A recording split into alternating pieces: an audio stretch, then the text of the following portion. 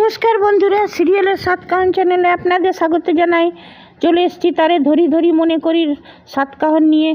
দেখা যাচ্ছে যে এর মনে পড়ছে দিতির যে দাদুভাই বলেছিল যে যখন মুনি আসেন মানে তারক ব্রহ্ম, তখন খুব সুন্দর শীতল হাওয়া দেয়, তারপরে খুব সুন্দর সুগন্ধ ছড়িয়ে পড়ে। নিয়ে তারপর সবাই জয় গৌর জয় নিতাল জয়ধ্বনি দিতে লাগলো। আর সব বলছে তোমরা সবাই নাম গান করো। নিয়ে হরিহরই নম কৃষ্ণ যাদবায় নম যাদবায় মাধবায় কেশবায় নম, সবাই হরিধ্বনি দিচ্ছে। নিয়ে হঠাৎ সেই হাওয়াটা এলো। নিয়ে দিতি বলছে সত্যিই তো হাওয়াটা একদম মন প্রাণ জুড়িয়ে দিল হাওয়াটা। নিয়ে সবাই বলছে এই যে আসছেন আসছে, জয় গৌর জয় নিতাই জয় গৌর জয় নিতাই, সবাই বলছে আসছেন প্রভু আসছেন। আর ধীরে ধীরে আর মানে সূর্যের রশ্মি সূর্যের আলো ফুটতে লাগলো গঙ্গার একদম কিনার, গঙ্গার একদম ধার দিক থেকে। আর এদিকে খুব জোর হাওয়া দিচ্ছে। এদিকে কুন্তলিনী বলছে পুলস্তকে কি এই অদিতিয়াকে দেখে আমার এত গা পিত্তি জ্বলছে না, মনে হচ্ছে এক্ষুনি জলে ঠেলে দিই।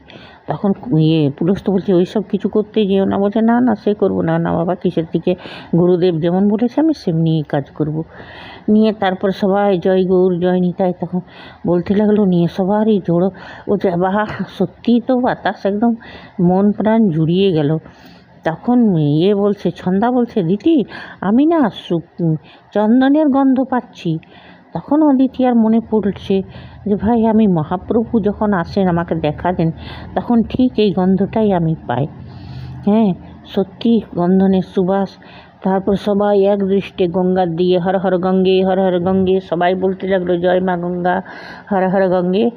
তারপরে আস্তে আস্তে সূর্য রশ্মি একটু দেখা গেল, তারপর দেখা গেল তারক ব্রহ্ম কাঠ। সবাই তখন জয় গৌর জয় নিতাই প্রভু আসছেন এসে গেছেন প্রভু এসে গেছেন। দাদুভাই বলছে সবাই বলছে তোমরা নাম গান করো। নিয়ে সবাই ওই নাম গান ভজ গৌরাঙ্গ গাইতে লাগলো। নিয়ে তারপরে আস্তে আস্তে ধার দিকে নদীর ধার দিকে আসতে গঙ্গার ধার দিকে আসতে লাগলো কাঠটা। নিয়ে এদিকে কুন্তলিনী বলছে যে একবার গুরুদেবকে ফোন করো, ও যে এসে গেছে তারক ব্রহ্মণী। পুলস্ত আড়ালে যেয়ে গাছের আড়াল থেকে এদিকে গুরুদেব কী করছে রিং ফট সাহা রিং ছট ফট সাহা করে সেই শয়তানের পুজো করছে। সেই সময় ফোনটা বেজে উঠলো। নিয়ে এবার পুলস্ত বলছে যে গুরুদেব এসে গেছে তারক ব্রহ্ম এসে গেছে। বলছে ঠিক রে বেটা। বলছে আপনি তাহলে নিয়ে আসবেন কী করে, আপনি তো জানেন 7 দিন ধরে পুজো অর্চনা চলবে আর অনেক ভক্তরা সমাগম, অনেক লোকজন আসবে, তো তাদের মধ্যে থেকে আপনি কাঠটা নেবেন কি করে। তখন বলছে দেখ না আমি সবার সামনে থেকেই ওই তারক ব্রহ্মকে উঠিয়ে নিয়ে যাবো, কেউ বুঝতে পারবে না, তুই একদম নিশ্চিন্তি থাক রে বেটা। নিয়ে তারপর পুলস্ত নিয়ে দিয়ে গোরা গেল। গোরা জলে নেমে তারক ব্রহ্ম উঠিয়ে নিয়ে এলো মাথায় করে, তারপর রাখলো। নিয়ে তখন দাদুভাই বলছে যে দিদিভাই তুমি প্রভুর গা মুছিয়ে দাও। নিয়ে তারপরে একটা নতুন গামছাতে করে প্রভুর মানে ওই তারক ব্রহ্মর গা মুছানো হলো।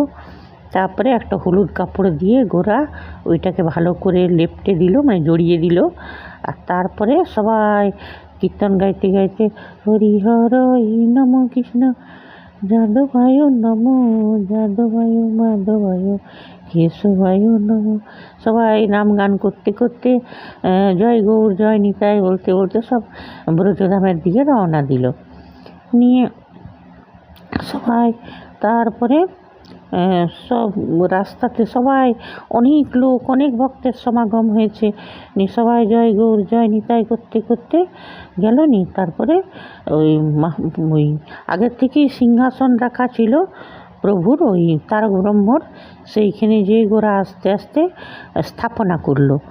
স্থাপনা করে নিয়ে তারপরে বললো যে এবারে কি করতে হবে দাদু ভাই। বলছে এইবারে কিছু না, এইবারে তোমরা সবাই নিজের নিজের বিশ্রাম নাও। আর তারপরে সন্ধ্যাবেলায় অর্চনা, সন্ধ্যাবেলায় মুহূর্ত আছে পুজো করবার মানে অর্চনার। নিয়ে আসতে বললো ঠিক আছে। নিয়ে তারপর দেখা গেলো সন্ধেবেলায় সবাই ভিড় হয়েছে, নিয়ে সেই তারক ব্রহ্মকে খুব সুন্দর সাজানো হয়েছে। এদিকে কুন্তলিনী আর পুলস্ত দুজনা দাঁড়িয়ে আছে, হ্যাঁ, ওই রাক্ষসী আর খক্ষস দুজনা। আমি বলছে কই গুরুদেবের এখনও টিকিটা পর্যন্ত দেখা গেল না, গুরুদেব কখন আসবে? বলছে আসবে আসবে। বলছে তারপরে বলছে নাম গান শুরু করো দিদি ভাই। গোরা খোল বাজাতে লাগলো আর ভজ গৌরাঙ্গ ধপ গৌরাঙ্গ রহ গৌরাঙ্গের নাম রে, যেই জনা গৌরাঙ্গ ভজে সে হয় আমার প্রাণ রে, গাইতে লাগলো দিদি। আর সবাই হরিনামে সব হয়ে গেল, হরিনামে সবাই মাতাল হয়ে নাচতে লাগলো, মানে ভক্তিরসে মাতাল আর কি। নিয়ে গোরা খোল বাজাতে লাগলো, গোরাও গাইছে। আর তখন আর ওইটা দেখে দেখে কুন্তলিনীর গায়ে গা পিত্তি জ্বলছে। কুন্তলিনী বলছে দেখছো এখন গোরাদার সঙ্গে কেমন মোটকে মোটকে নাচছে, একে দেখলে আমার গা পিত্তি জ্বলে যায়। গুরুদেব একবার আসুক না, তারপরে একে দেখবো, একে শেষ করে ছাড়বো। হ্যাঁ, ওই গুরুদেব বলেছে আবার ওই যে তারক ব্রহ্মকে চুরি করে নিয়ে যেয়ে আর ওইটাকে পুড়িয়ে ছাই করে দেবে, আর তারপরে ও নিজের অন্ধকার সাম্রাজ্য স্থাপনা করবে। আর সেই ছাইটা কুন্তলিনীকে, পুলস্তকে আর রক্তিমের গায়ে ছিটে দিবে। তখন ওই ছাইটা ছিটলে গোরার থেকেও বেশি তাকত হয়ে যাবে, আর গোরার শক্তি অর্ধেক হয়ে যাবে, আর গোরার থেকেও বেশি শক্তিশালী হয়ে যাবে এরা। আর সেই আনন্দেই এরা নাচছে, কুন্তলিনী আর পুলস্ত। শেষে দেখা যাবে কি হবে। নিয়ে খুব সবাই জয় গৌর জয় নিতাই বলছে, আর খুব আনন্দ, সবাই নাচছেন। দাদুভাই আরতি করলো, তারপরে বলছে যে যাও, দাদুভাই তারপরে আরতি করছে, এদিকে নাচ গান হচ্ছে। তারপর বলছে যে দাদুভাই এবার তুমি আর দিদিভাই আরতি করো, আমার উত্তরাধিকারী তুমি। হ্যাঁ, তুমি আর তোমার স্ত্রী এবার তোমরা দুজনে আরতি করো। ওই স্ত্রীটা শুনে তারও একবার কুন্তল জ্বলে পুড়ে ছাই। আর এদিকে বিষমবর্মন বলছে আমি মায়ের বড় ছেলে, উত্তরাধিকার আমার হওয়ার কথা, সে না দাদু মা সবাই গোরাকে খুব গোরার প্যাম্পার করে। হ্যাঁ, আমাকে কেউ করে না। ঠিক আছে, একদিন না একদিন, এখন আমি কিছু বলবো না, সব মুখ বুঝে সহ্য করে নেব, কিন্তু একদিন সময় আসবে তখন আমি সুদে আসলে সবাইকে ব্যবহারটা ফেরত দেব। মানে বিষম্বর মনে মনে এই চিন্তা করছে। এখন এত কিছুর মাঝে ওর কাকিমাকে দেখা যাচ্ছে সবাইকে, বিষম্বরের বউকে দেখা যাচ্ছে না, কাত্যায়নীকে দেখা যাচ্ছে না। কাত্যায়নীও সাতোয়া জন্ম নাকি এইটা, মনে হচ্ছে কাত্যায়নেরও ওই সাধুর বউ ছিল, সেটা তো আমি আগেও বলেছি। না হলে কোনো শুভ কাজে শুভ পুজো বাড়ছে কাত্যায়নীকে দেখা যায় না। হ্যাঁ, আর তারপরে পুলস্তর আর কুন্তলিনীর পর অগাধ বিশ্বাস, আর অদিতি আরকে জ্বলতে থাকে। তো নিশ্চয়ই এই শয়তান সাধুর বউ ছিল কাত্যায়নী, ওরও সাতোয়া জন্ম এটা। তবে এদের উপর বদলা নিচ্ছে আর এই শয়তানগুলোকে করছে, তোল্লাই দিচ্ছে। নিয়ে সেই যাই হোক, নিয়ে ওরা আরতি করতে যাবে। আর এইদিকে কুন্তলিনী তো ব্যস্ত হয়ে পড়েছে, পুলস্তকে বলছে যে কই এখনও তো পর্যন্ত তো তোমাদের গুরুদেবের টিকিটাতে দেখা যাচ্ছে না, গুরুদেব কখন আসবে? পুলস্ত বলছে সেই তো দেখছি বড়, সেই খালি বড় বড় ভাঁওতাবাজি কথা। হ্যাঁ, এখনও পর্যন্ত আসবার না, মানে আর নাকি এত লোকের সামনে নাকি উঠিয়ে নিয়ে যাবে। হ্যাঁ, এটা সম্ভব নাকি? বলেছিল তো আমাদেরকেও তো কাজটা করতে দিল না,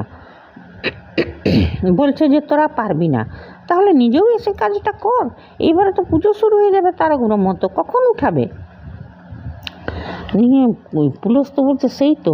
আর এদিকে দেখা যাচ্ছে সেই যেখানে ওই শয়তান সাধু, সেইখানে রক্তিমও বসে আছে। নিয়ে রক্তিম ওর পুজোগুলো দেখছে চোখ ছানা পড়া করে। নিয়ে রক্তিম এখন উঠতে দেরি কি, তখন থেকে পুজো রিংফট করেই যাচ্ছে। তার থেকে আমাদেরকে বলতো কাঠটা চুরি করে নিয়ে আসতাম, পুড়িয়ে ছাই করে দিতাম। তখন ওইটা শুনে নিয়েছে এখন শয়তান সাধুটা, বলছে আরে গর্ধব, তোরা যদি নিয়েই আসতে পারতিস তাহলে আমার এত সাধনা করবার দরকারটা কী ছিল? ওই কাঠটা তোরা ছুতেই পারবি না, গাধা কোথাকার, বসে এখানে চুপচাপ।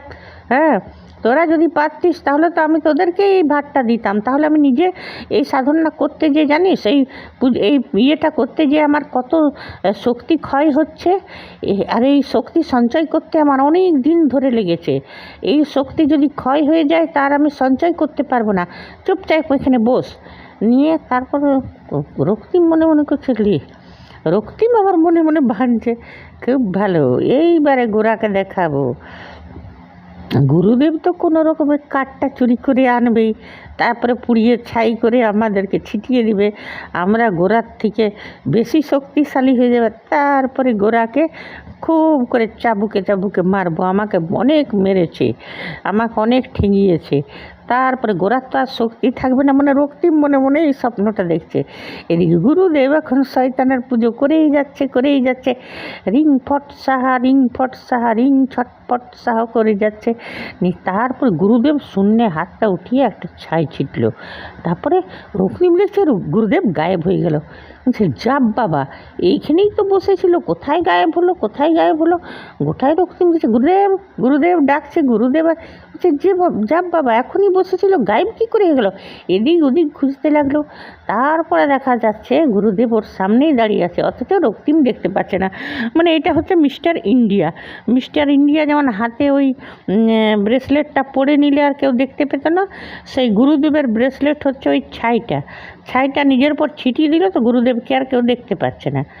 নিয়ে গুরুদেব বলছে যাক বাবা, এই ছেলেটা রক্তিম আমাকে দেখতে পাচ্ছে না, তার মানে আমি ঠিক ব্রজধাম থেকে এত লোকের সামনে আমি নিয়ে আসতে পারবো। নিয়ে গুরুদেব সেই মনে খুশি, আর রক্তিম তো অবাক হয়ে এদিক ওদিক খুঁজেছে, গেল কোথায়?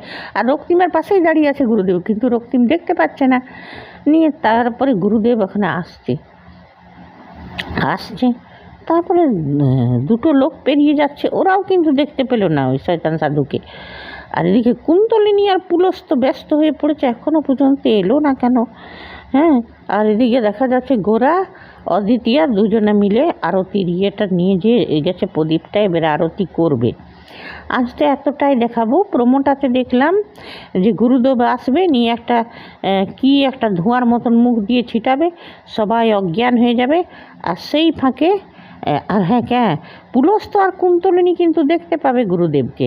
ওরা যখনই গুরুদেব মুখ থেকে ওইটা ছিটাবে, তখন ওরা নাকে ওড়নি দিয়ে, নাকে রুমাল দিয়ে ওইখান থেকে পালাবে। নিয়ে তারপর দেখা যাবে যে তারক ব্রহ্ম নিয়ে তো গায়েব হয়ে যাবে গুরুদেব।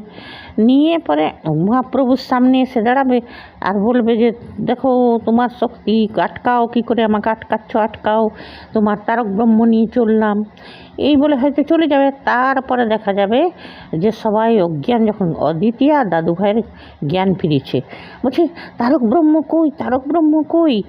নিয়ে বলছে কোথায় গেল তারক ব্রহ্ম, কি হবে?